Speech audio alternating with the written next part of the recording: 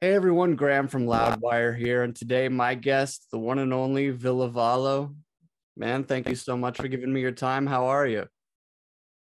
I'm getting there slowly but surely, back in the land of the living, so to speak, after all this time in my coffin, speculating how to take over the world with this odd macabre Finnish Gothic rock. It's not the easiest task. It's a tall order, but I'm doing my very best. Absolutely. And of course, we're here because Neon Noir, the debut solo full length, comes Mhm. out January 13th. And of course, the tour starts that same day as well. That's a beautiful studio. Is that your home studio right now? It is. I tried to make it look really cool with all these colored lights and all that stuff, so you can see the dust at the top. But yeah, it is. This is the American-made API desk I worked the recorded the album on, and this is my place. It used to be a photography studio, and after h.i.m disbanded, I thought that I should put my money where my mouth is and get a studio thing going on, and really see if I can create a couple of demos, which then the couple of demos ended up being the whole album. So I went a bit crazy with it. For sure. First off, I have to ask a question.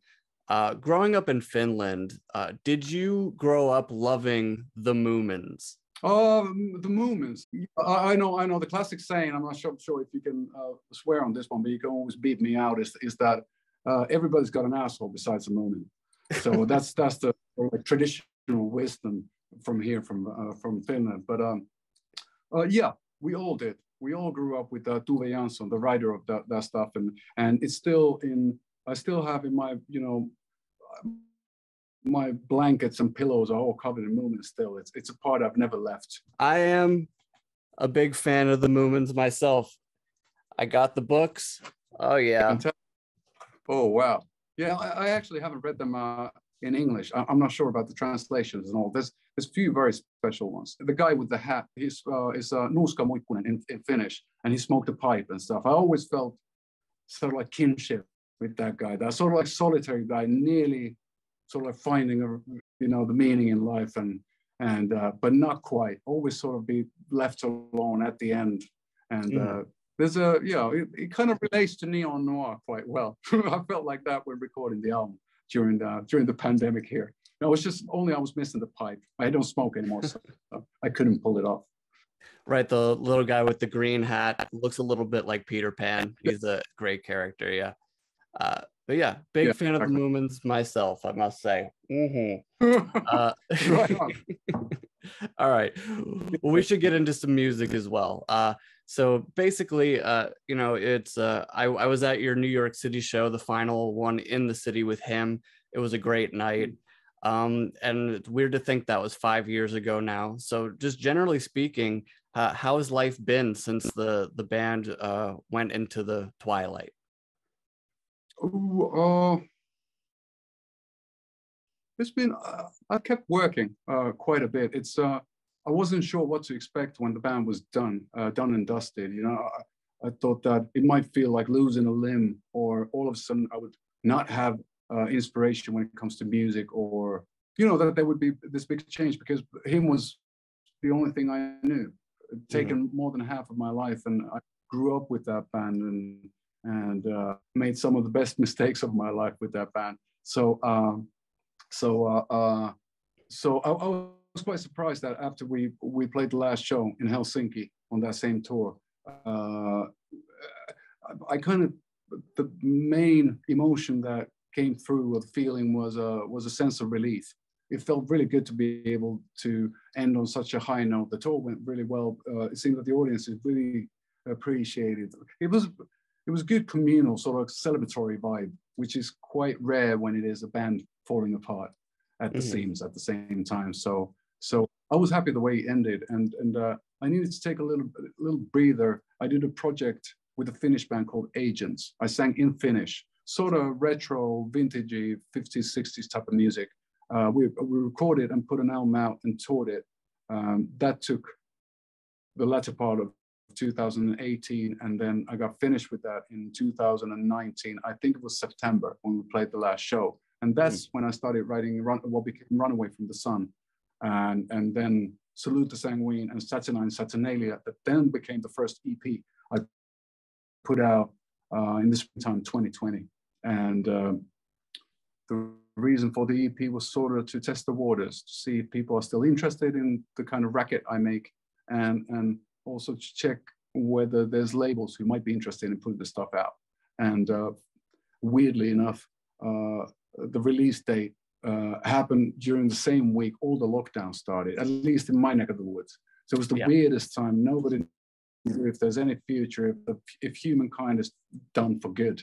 And it was quite depressing, quite dark, and quite. Did you spend all that time in New York City yourself? I did. It was strange. It was strangely apocalyptic here at the very beginning. It was very crazy. You know, checking out the news, New York City especially felt like, ugh, it felt terrible. I felt for all the people over there. You know, we're still like, we're solitary nomad kind of people here in Finland. We kind of like to keep to our own places and don't like to see each other that much, especially if you think in terms of, the boroughs there. You know, it's quite intense, and there's a lot of people, there's a lot of life, and COVID really got in the way of life for quite a bit. It was crazy, and props for you making it through that. Everything was uncertain as it regarding everything in here as well. There was like areas in Finland that was closed off. You weren't able to drive outside of the city because it was like being in a dystopian sci-fi film. And I thought that was so depressing that the only thing I could do was to keep on making music. And I didn't know if that was also the time when no record labels were really they weren't interested in putting anything out because they didn't know what there's in the future. And it was like everything was shut down for a moment. And then the moment, as you know, took quite a while. We thought that, it's going to get easier, and then summer festivals will happen in 2021. It's going to be a normal summer. And then all of a sudden, the little sort of the light at the end of the tunnel, it was the oncoming train. You were like, nah, you know, and it kept on going and kept on going. And the only thing I was able to do to keep myself sort of semi-sane was to keep on working on the album. And it took a long while because I ended up playing the instruments by myself and do the recording as well, which I'm familiar to it before, but I've never done anything on a professional level. It was a great learning experience, and because I love music and I'm a fan of a lot of music, so being able to completely dive in the creative process was great, because when you're with a band, there's always a scheduling, there's always a booking of a studio, and there's always somebody wants to do something different, and you always need to have a conversation. You need to communicate your ideas, and which is fantastic. But I just done that for 25 years, so I thought it was cool to be kind of not brainstorming and kind of following the song. Just, you know, what I heard. And the magical thing about music is that it starts from nothing. You only have silence. Then you start, in my case, I start strumming the acoustic guitar usually, and all of a sudden evoking an emotion. That's the beginning of that song, like trying to find a new shade of blue. And then just following that shade, and sort of like the meandering way it takes usually to find its resting place, so to speak. It was quite an experience. I'm really happy I did it, but I'm not sure if I would do it again, because it took forever, and it was really draining, but it was very draining in a very positive sense. I learned so much, and then this is a great calling card in my CV. You know, if somebody's looking for a singer, it's easy for me to give them the double vinyl of Neo Noir, say that this is what I do, this is what I can bring to the table. How about you? So. So I'm thinking about future in advance. Yeah, well, that's great. The EP, of course, it was a really good EP. The songs I've heard from this record so far sound great. You know, it's interesting to hear a style like love metal sort of echo in this music. You know, of course, it's not exactly love metal like the h.i.m stuff, but to get those flavors that everyone loved so much on h.i.m while doing something completely different, it's really a rewarding listen. Can you tell me about the importance of still sounding like yourself, but not sounding exactly like h.i.m? Oh, I'm such a terrible player. So so there was no way I could have made it work in a sort of like h.i.m fashion. Linda is such a great guitar player. He's amazing, and he's probably the best timing of anybody I've ever met in the business. He's amazing, and Miguel is the most beautiful wild card there is when it comes to bass playing, because he's a wild, but he's very musical, and he's very sensitive. And also when it comes to bands, it's not only about the musicianship, it's the camaraderie, it's the chemistry and how you communicate. Those times you're not actually playing your instruments, and that's super important for longevity's sake. But I think that the core and the essence of the music is very similar, and it shares way more similarities than dissimilarities. Is because I wrote most of the h.i.m songs, so it still has the similar tonality and the melancholy aspect, and my odd crooning with the funky accents and all that. So I think that's very relatable, and that feels very familiar. Music-wise, the lads in h.i.m went so into the 80s sort of goth rock and new wave, and the Chameleons and Susan and the Banshees and The Cure and whatnot. So I love the fact that I was able to bring all that stuff to the table with this and also sort of bring in more of the 80s vibe, the Depeche Mode type of keyboards, and it's very 80s, the album. But that's the decade I grew up listening to music to, and it's still, you know, when I hear Crockett's theme from Miami Vice, it still makes me weep. It's that's, you know, when I was young, and those were the emotional tracks. And Madonna's Live to Tell is a great, weirdly melancholy ballad, and it's a great track. And I think that I sort of like I wasn't ashamed. Maybe I have enough years behind me that I wasn't ashamed to put all those influences in there as well. I didn't have to pretend to be, you know, a rocker or a metalhead or whatever. Very organic, and it felt that I wasn't actually making decisions because it all came straight from the heart. It's quite inviting. It's a, you know, a warm hug from a vampire or something like that. You know, it's not trying to, you know, beat up the listener. Have you thought about what your set list is going to look like once this tour begins in January?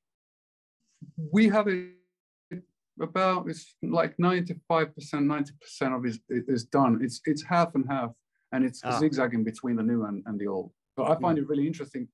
Musically, it's cool, and hopefully also, you know, it's good for the attention span. There's no really moments to go into the loo or order another beer. You know, you have to stay there. It's like playing like Echolocate Your Love, and then playing Rip Out the Wings of a Butterfly, then playing The Forever Lost, doing The Funeral of Hearts, and then it all works really nicely because it does have the same source or very similar. It comes from a very similar world of music or the little bubble that we created back in the day. So that hasn't changed that much, and I find it super. I'd even use the word exhilarating. It feels really energizing to be able to, so like every 3.5 minutes, I'm like time traveling 30 years, I'm 25 years back, and then back and forth, and it's quite cool. And I'm hoping that people will appreciate the combo as well. I think it makes all the sense in the world, as opposed to playing new songs and then a few h.i.m songs in the end, because I know that h.i.m is such a big part of who I am. Anyway, musically speaking, it would be a disastrous call just to skip all that and be like, you know what a lot of solo artists do, that you sort of burn your bridges and you denounce your past and you claim that you're the hot new whatever, and this is the way forwards. I think it's an important stepping stone between the past and the future. We cannot have a night without The Funeral of Hearts. Oh yes. Night without Join Me in Death. Night without Buried Alive by Love. Night without Rip Out the Wings of a Butterfly. Yeah. We're doing, at least we've rehearsed, we're doing When Love at Death Embrace. There's we're working on The Kiss of Dawn. We're working on Poison Girl. Nice. Right Here in My Arms. So there's a lot of I think songs that work great when we play them with h.i.m. Like the live favorites, you could call them. Mm-hmm. So all that stuff will be included in the set. Having been in music for such a long time and having been successful for such a long time, it's interesting. I think when you think of what being a rock star is, when you're younger, you think of the different things that you may want out of it, like you go through the trappings, of women, drugs, alcohol, all that stuff. But then when you kind of go through that, what can you tell me on the other side of that experience? Like, when you look back, what was it about music that made you feel the most fulfilled when you look back at your whole career? What's the one thing about that musical experience? Maybe I was insecure. Maybe I felt that I don't belong. I felt like an outsider. And the instrument in between me and the world, that was my sort of like safety, what you call a safety blanket, or that was my filter. And that was also my weapon, kind of in between. You don't dare to come here. This is my space, and this is my place to, my private own little world. And I think that music has always been like that, and that's very different from the sort of like Motley Crue. Yeah, we started this band because we wanted chicks or money or whatever, and those things are bonus. But at least I think that even Motley Crue should know that you only need one chick in your life. So I'm sad to have heard that they've gone through so many with the one they truly love. But it's truly a tragedy. Those were the days in the 80s. It is. But it's been an entertaining tragedy to watch. Yeah, I have to say. Then it's interesting you mentioned the whole of the 90s. That was before social media, and that was still before you only had a few magazines, and that was the remainders of the 80s was still afloat. And you'd think that, that's what you should do, and you should get wasted after every gig, and you should behave like a rascal. And it took me 20 years to realize that anybody can do drugs. You can be a plumber and do a bunch of cocaine. That's not special, but the special thing is to be a great plumber, because we all need one. And and that being said, I think it's like musicians are like sonic plumbers. We get your plumbing sorted one way or the other. So I had it took me a while to realize that at one point I had to sort of like make the decision whether I want to become a really, really good drunk or a reasonably okay musician, because I couldn't do both. And that's when I called it the day in leaving my bar Fly Days behind and concentrating solely on music. And I think it was a good call, especially because bars are always there. The tap is over, ever flowing. It's there's always a chance if push comes to shove. But I saw the night side of rock and roll for quite a bit, for good 10 years or so, and I'm glad for the experience. But no, thank you. Been there, done that. It's good to know when to put that away and to move on from that stuff. So of course, your solo career is in a way just sort of beginning in a strange way, even though we've had some of your solo music for a couple of years now. And you were saying that you're thinking very much about the future. What does the future look like to you? If you had it your way, what would you like that to look like? Well, in the most simple terms, I'm hoping that me and the band and the crew will stay healthy next year. That there was, like, it's not the easiest thing to do with the pandemic still the sort of like shadow looming over. That I'm hoping that, and people, of course, the audience and people in general will stay healthy. But it'd be great to be able to keep on going and have a festive 2023, because a lot of gigs have been sold out. There's great venues all around the place, both in Europe and in North America. And then there's a lot of cool festivals happening.